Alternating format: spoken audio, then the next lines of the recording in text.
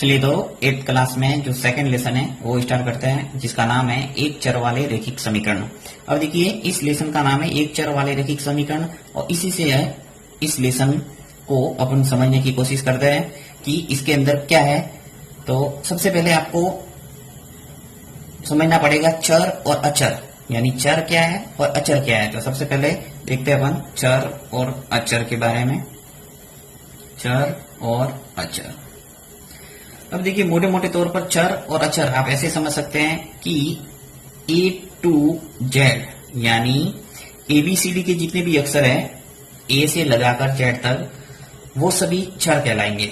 और अचर के अंदर आप गणित के सभी अंक ले सकते हैं, जैसे 1 2 3 4 यानी कि अनंत तक जितने भी अंक हैं वो अपन इस्तेमाल करेंगे अचर के रूप में। अब चर और अचर की परिभाषा देखें तो चर का अर्थ होता है ऐसा मान जिसका बदलता रहता है, यानी कि जैसे x, y, z, p, q, t अपन ऐसे अक्षर का प्रयोग करेंगे और उनके मान है वो अलग अलग आते रहेंगे सवाल के अकॉर्डिंग।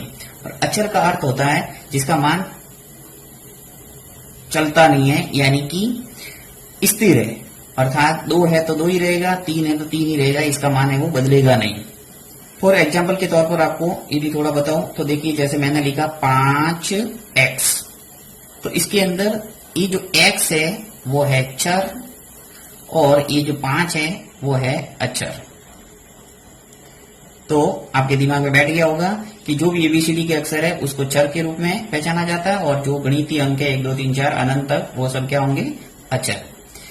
एक आपने छोटी क्लासों के अंदर पढ़ा होगा बीजीय व्यंजक, 7वीं के अंदर लेसन है बीजीय व्यंजक। और बीजीय व्यंजक के अंदर आपने पढ़ा होगा जैसे कि 2x + 7, तो इस ढंग से आपने देखा होगा कि 2 और 7 ये क्या है, अचर, और ये जो x है वो क्या होगा, चर। इसी प्रकार जैसे मैं 7 के आगे y लगा दूं तो ये भी क्या होगा, चर, यानी चर यहाँ पे x है और y है और अचर कितने हैं, 2 और 7।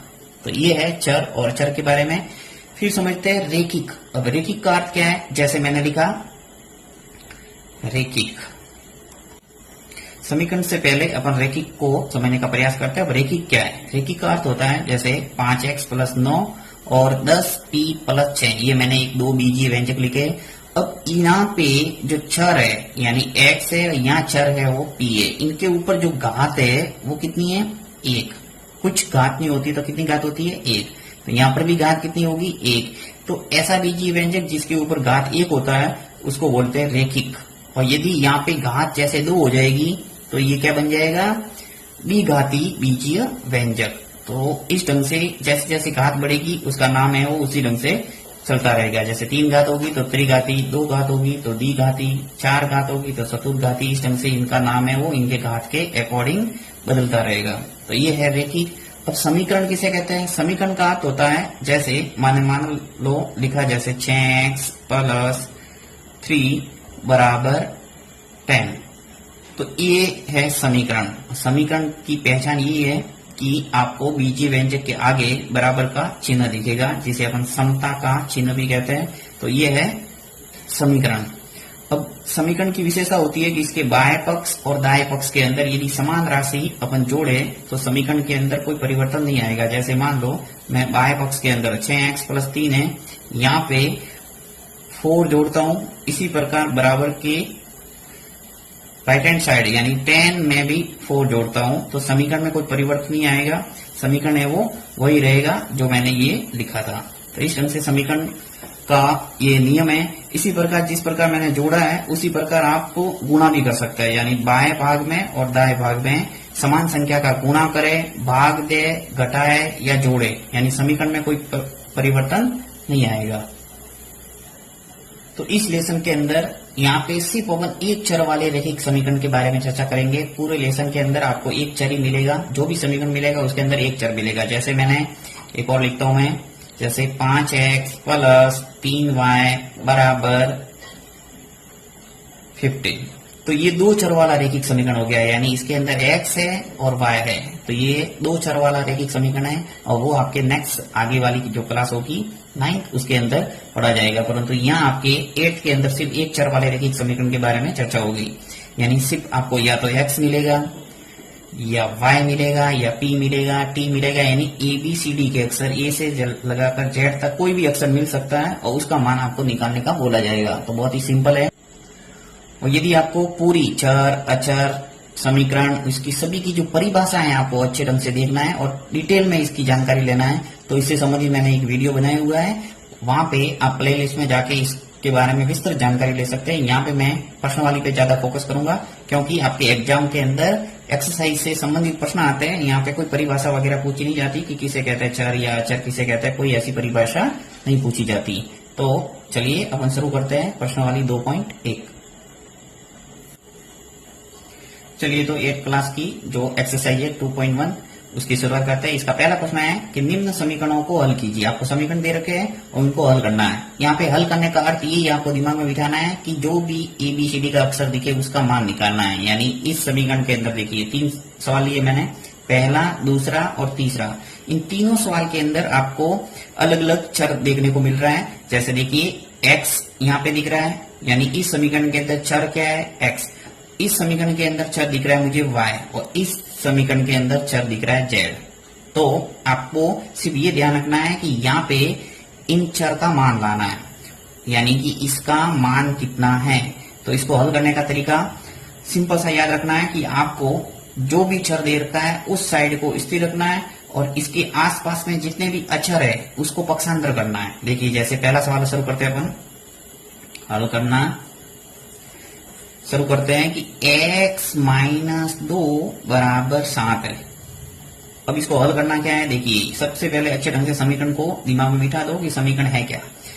x - 2 ये बाया पक्ष है यानी लेफ्ट हैंड साइड और बराबर फिर 7 और 7 है वो दाया पक्ष है और ये राइट हैंड साइड। तो आपको करना क्या है, बाया पक्ष में ये जो x दिख रहा है उसको इधर ही रखना है, यानी बाया पक्ष के अंदर ही रखना है। और बाया पक्ष के में ये जो -2 है इसको पक्षांतर करके दाएं पक्ष में लेके जाना है। तो देखिए यहाँ पे x को मैं इधर ही रख रहा हूँ और फिर बराबर का निशान ऐसा का ऐसा, और ये 7 आगे वाले ऐसे कैसे लिखेंगे, यहाँ पे जो -2 है उसको पक्षांतर करना है। और पक्षांतर जब भी कोई राशि होती है तो चिन्ह है वो बदल जाता है, यानी माइनस वाली कोई राशि इधर आएगी तो प्लस हो जाएगी और प्लस वाली कोई राशि है तो माइनस हो जाएगी। बस प्लस का माइनस, माइनस का प्लस। तो यहाँ पे माइनस का 2 है और चिन्ह का भी थोड़ा एक्सप्लेन कर दो कि जो संख्या होती है उसके आगे जो सिंबल होता है वो उस राशि का सिंबल होता है। जैसे 2 के आगे क्या है, माइनस, तो यानी ये माइनस के 2 हुए। यहाँ पे जैसे +2 होते तो ये प्लस के 2 होते। यहाँ पे अब 2 है वो माइनस का है तो इधर जाके क्या हो जाएगा, प्लस का 2। सवाल बहुत सिंपल है, इसको सिर्फ आप 2 सेकंड के अंदर कर सकते हैं, परंतु मैं समझाने के लिए मैं थोड़ा टाइम लूंगा ताकि आपको दिमाग में बैठ जाएगा समीकरण को सॉल्व कैसे करना है। फिर आप बहुत जल्दी जल्दी कर सकते हैं इन सवालों को, कोई ज्यादा दम नहीं है इन सवालों के अंदर। तो x बराबर 7 + 2 हो गया, यानी माइनस का 2 इधर होके क्या हो गया, प्लस। तो x का मान आ गया आपके पास 7 और 2 मिलके कितने हो गए, 9। तो ये आ गया इसका आंसर। हल करने का अर्थ ये है x की वैल्यू निकालना। नेक्स्ट देखिए, ये फास्ट हो जाएगा। हल y + 3 बराबर 10, यानी आपके बाएं पक्ष में y दे रखा है, इसको y को मैं इधर ही रखता हूँ, फिर बराबर का निशान लगा दो ऐसा का ऐसा, ये 10 लिख लो। ये जो प्लस के 3 है पकड़ के इधर लेके आना है, ये प्लस के 3 पकड़ के इधर लाएंगे तो क्या हो जाएगा, माइनस हो जाएगा, यानी माइनस का हो जाएगा 3। बस इतना ध्यान रखना है कि जब प्लस वाली राशि चेंज होके पक्षांतर होती है तो माइनस हो जाती है, माइनस की क्या हो जाती है, प्लस। तो y बराबर 10 में से 3 गया, क्या बचा, 7। यह आ गया उत्तर y का मान। नेक्स्ट देखिए तीसरा क्या है, 6 बराबर z + 2। अब देखिए यहाँ पे यानी लेफ्ट हैंड साइड में ना देके राइट हैंड साइड के अंदर z दे रखा है, तो उससे कोई फर्क नहीं पड़ता, आपको उसी ढंग से करना है। तो देखिए 6 बराबर z + 2। अब आपको यहाँ पे यानी राइट हैंड साइड में जो z दे रखा है उसको राइट हैंड साइड में रख लो। तो यहाँ क्या करता हूं मैं, 6 को इधर ही रखता हूँ, यहाँ से जो 2 है इसको पकड़ के मैं लेफ्ट हैंड साइड में ले आता हूँ। तो प्लस क्या 2 है, जब इधर आएगा तो क्या हो जाएगा, -2। फिर बराबर ये z ऐसा का ऐसा। यानी समीकरण का रूल है कि जब लेफ्ट हैंड साइड से राइट हैंड साइड में जाता है तो भी चिन्ह बदलता है, और राइट हैंड साइड वाली राशि लेफ्ट हैंड साइड में आती है तो भी क्या है, चिन्ह है वो बदलता है, यानी प्लस का 2 था, क्या हो गया माइनस। तो 6 में से 2 हो गया, क्या बचा 4, बराबर आ गया जेड।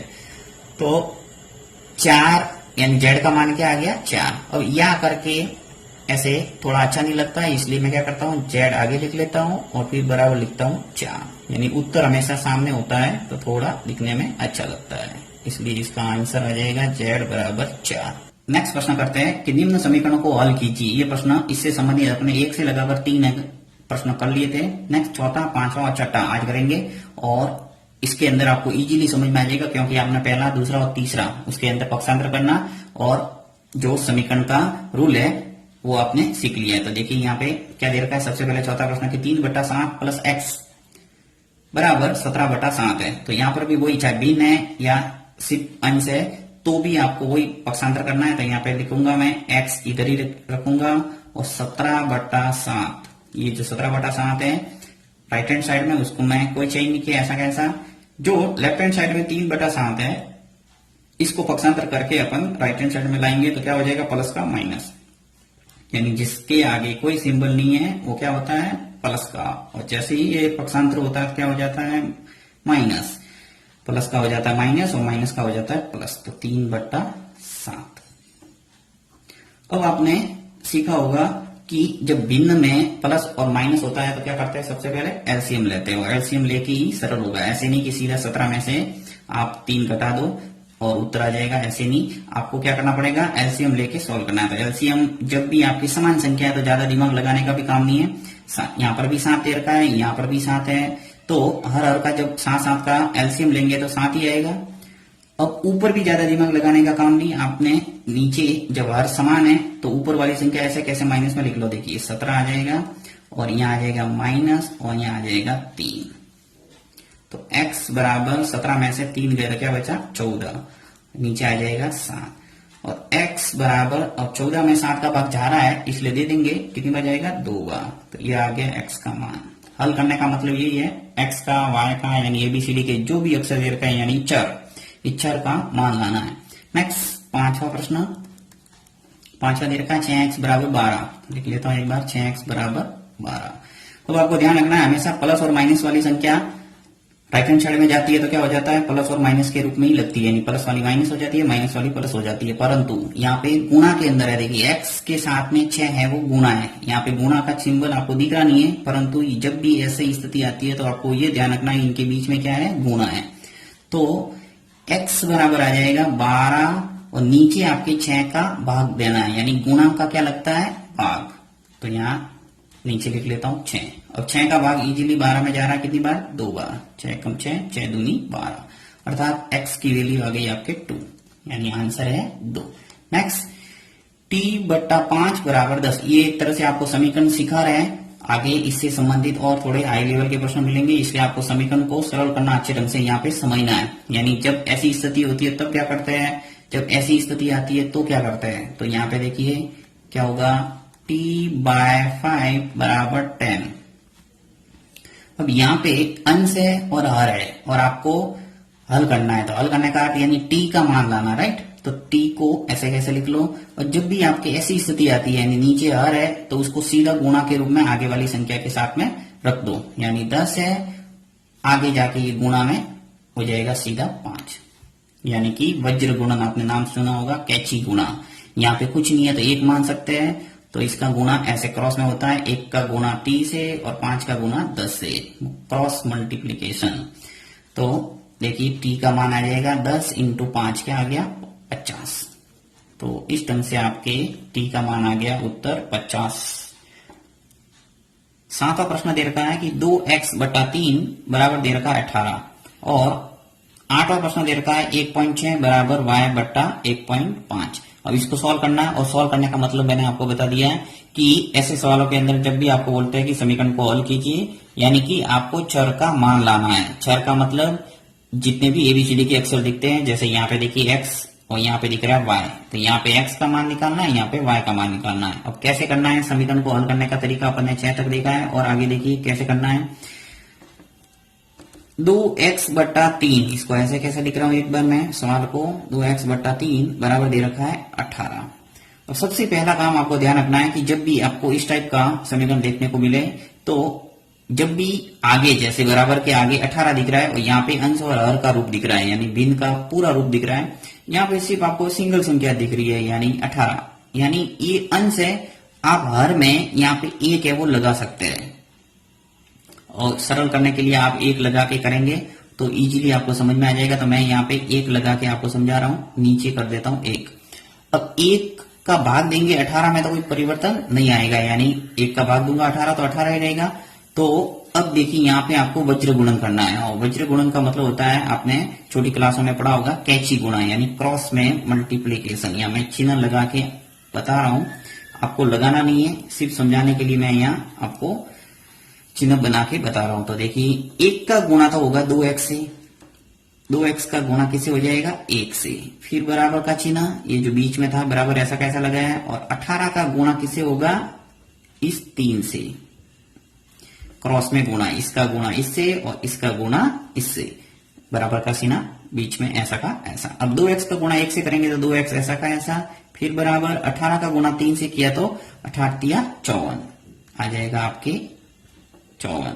अब यहाँ पे x का मान लाना है तो x के साथ में जो दो गुणांक के रूप में इसका क्या लग जाएगा भाग, तो x बराबर आ जाएगा अपने पास 54/2, यानी इस 2 का आपको भाग देना है और 2 का भाग देंगे तो x का मान क्या आ जाएगा अपने 27। तो इस ढंग से x की वैल्यू आ गई 27, ये आपके उत्तर है। नेक्स्ट 8वां प्रश्न करते हैं। 1.6 बराबर दे रखा है y बट्टा 1.5, तो यहाँ पे सिंपल सा वो का वो देखिए, यहाँ पे बराबर के आगे 18 था, यहाँ पे बराबर के पहले 1.6 है, तो वो की वो बात है, इसके नीचे 1 लगा देंगे और फिर वही वज्र गुणा।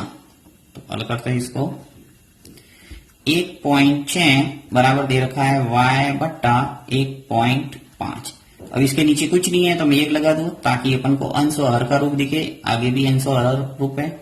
फिर वज्र गुणन, यहाँ पे चाहे तो आप लिख भी सकते हैं ऐसे, वज्र गुणन यानी वही कैची गुणा। तो यहाँ पे 1.5 का गुणा हो जाएगा 1.6 से, यानी 1.6 का गुणा हो जाएगा 1.5 से, फिर बराबर का चिन्ह, 1 का गुणा हो जाएगा y से, तो y इंटू 1।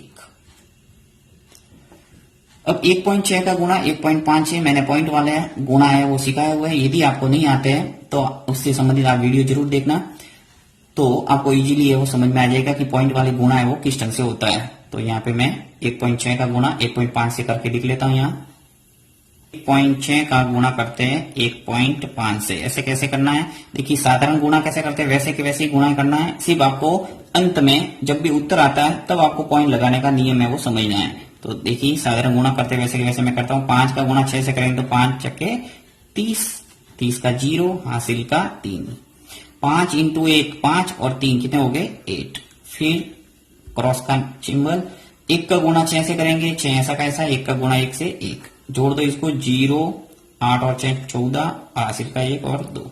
अब आपको लगाना है पॉइंट, तो देखिए यहाँ पे पॉइंट के आगे कितना अंक है 1, यहाँ पे पॉइंट के आगे कितने अंक है 1, यानी 1 और 1 कितने हो गए 2। तो आपको अंत में उत्तर में 2 संख्या के बाद में पॉइंट लगाना, 1 और 2, इधर से हमेशा गिनना है राइट हैंड साइड से, तो 1 और 2 इसके बाद में आ जाएगा पॉइंट, यानी पॉइंट के आगे 2 अंक रखने हैं, क्योंकि यहाँ पे पॉइंट के आगे टोटल अंक कितने हैं 1 और 1 मिलके 2 थे। तो ये है नियम पॉइंट वाली संख्याओं का गुणा।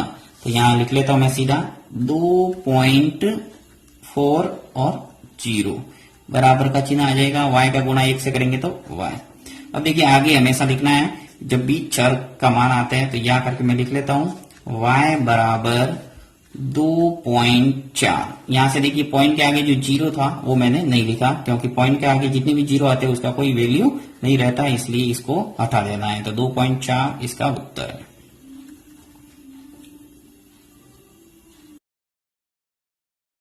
नब्बा, इसके अंदर दे रखा है कि 7x माइनस 9 बराबर 16, तो इसको सॉल्व कैसे करेंगे।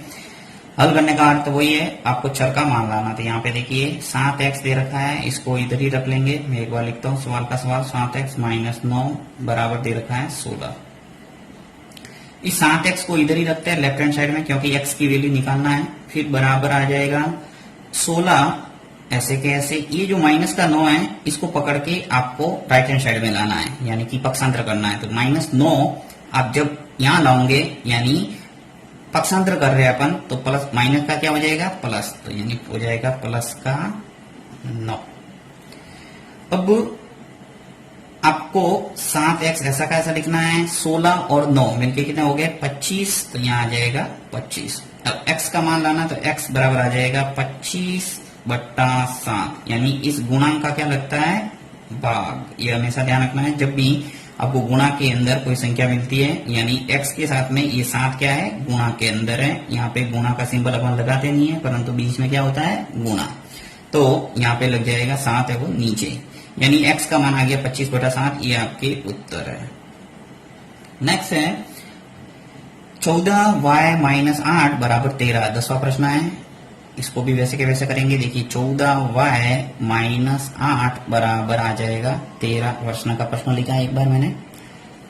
आपको निकालना y का मान, तो 14y को इधर ही रखते हैं, फिर बराबर का निशान लगा दो। ये 13 ऐसा का ऐसा लिखा मैंने राइट हैंड साइड वाला, ये जो -8 है इसको पकड़ के इधर लाना है, तो जैसे ही लाएंगे ये क्या हो जाएगा प्लस का 8, यानी 8 के आगे माइनस था, जैसे इधर आ गया क्या हो गया प्लस, फिर 14y 13 और 8 मिलकर कितने हो गए 21, तो यहाँ आ जाएगा 21। और y का मान लाना, तो y बराबर आ जाएगा 21/14। अब देखिए भिन्न यदि सरल होती है तो उसको की जाती है, तो यहाँ पे भिन्न सरल हो रही है, 7 का भाग दोनों में जा रहा है, तो इसको मैं दे देता हूं। तो 7 एकम 7, 7 दूनी 14 और 7 तिया 21, यानी इसका जो उत्तर है वो आएगा 3/2। ये भिन्नों को सरल करना आपने छोटी क्लास में पढ़ा होगा, तो इसका उत्तर आएगा y बराबर 3/2, ये है आंसर। नेक्स्ट 11वां प्रश्न है 17 + 6p बराबर है 9। चलिए इसको सरल करते हैं। 17p + 6p बराबर 9, ये है आपके प्रश्न। यहाँ अपन को निकालना है p का मान, तो 6p को मैं इधर ही रखूंगा, ये जो 17 है वो क्या हो जाएगा पक्षांतर है। बस इस बात का ध्यान रखना है कि जो चर वाली राशि है, यानी x y या p q r ABCD का जो भी अक्षर जिसके साथ लगा हुआ है वो इधर ही रखना है, बाकी को पक्षांतर करना है। तो 6p को इधर ही रखता हूं, फिर बराबर 9 आ जाएगा, पहले लिख लो, और ये जो 17 है वो क्या हो जाएगा पक्षांतर, ये आ जाएगा -17। अब देखिए 6p बराबर आ जाएगा 9 में से आपको 17 घटाना है, तो 9 में से 17 जाते नहीं, तो क्या करेंगे 17 में से 9 को घटाएंगे, तो 17 में से 9 को घटाएंगे तो क्या आएगा 8, यानी कि आपके छोटी संख्या आगे है बड़ी संख्या पीछे है, तो माइनस का क्या आ जाएगा 8। p का मान लाना है, तो p आ जाएगा ऐसा ऐसा -8, ये जो 6 है वो नीचे आ जाएंगे वापस गुणांक के रूप में, तो आ गया नीचे 6। अब देखिए सरल होता है तो कर दो, इसको सरल हो रहा है, 2 का भाग दोनों में जा रहा है, तो दे देता हूं मैं कि p बराबर आ जाएगा 2 से कटेगा ये 3 बार और ये 2 से कटा 4 बार, यानी कि उत्तर आएगा -4/3, ये आंसर। ये माइनस कैसे आया ये आपको पता होना चाहिए कि छोटी संख्या में से जब बड़ी संख्या घटाते हैं तो क्या आता है माइनस, यानी जिस संख्या बड़ी संख्या के आगे जो सिंबल होता है वही लगता है। चलिए 12वां प्रश्न करते हैं। यहाँ पे देखिए x/3 है, एक बार लिखता हूं मैं ऐसा कैसा, +1 बराबर 7/15। इसका मान लाना है, तो इसको ऐसे ऐसे रखता हूं एक बार, x/3 फिर बराबर ये 7/15 है, ये जो +1 है ये पक्षांतर होके इधर चला जाएगा -1, +1 था इधर गया के क्या हो गया -1, x/3 इसको इधर ही रखते हैं। अब देखिए ऐसी स्थिति जब भी आती है तो उसको क्या करना पड़ेगा, आपको एलसीएम लेके सॉल्व करना है, तो यहाँ 15 है वो एलसीएम आ जाएगा, ये 15 एलसीएम। यदि आपको लसापद निकालना नहीं आता है तो उससे संबंधित भी वीडियो आपको मिल जाएगा प्लेलिस्ट में, आप जाके देख सकते हैं और सीख सकते हैं। तो यहाँ पे 17/7/15 -1 था, यहाँ पे नीचे अगर कुछ नहीं है तो 1 लगा सकते हैं सरल करने के लिए। 15 और 1 का यानी हर का आपने एलसीएम लिया तो आ गया 15। अब 15 का भाग दो, 15 में क्या आएगा 1, इस 1 का ऊपर वाले 7 से गुना होगा तो क्या आएगा 7, फिर माइनस है तो माइनस लगा दो, प्लस है तो प्लस, फिर 1 का भाग दो 15 में, 15 और 15 का गुणा 1 से करेंगे तो क्या आएगा 15। तो ये है सरल करने का तरीका। x बटा 3 बराबर 7 में से 15 गए, क्या बचे माइनस के 8। यहाँ पर भी वही देखिए, छोटी संख्या में से बड़ी संख्या घटाना था, इसलिए माइनस का आ गया और नीचे आ जाएगा 15। अब चूंकि मुझे x का मान लाना है तो x इधर ही रहेगा और इसका क्या हो जाएगा वज्र गुणन, यानी कि -8 बट्टा 15। ये जो 3 नीचे थे हर में, ऊपर जाके अंश में गुणा हो जाएगा ये 3। तो इसको मैं यहां सॉल्व करता हूं। ये जो x है वो आ जाएगा, देखिए 3 से कट रहा है 15 कितनी बार, 5 दिया 15, यानी कि x का मान आ जाएगा -8, ये 5 नीचे है, -8 बट्टा 5। ये आ गया इसका उत्तर।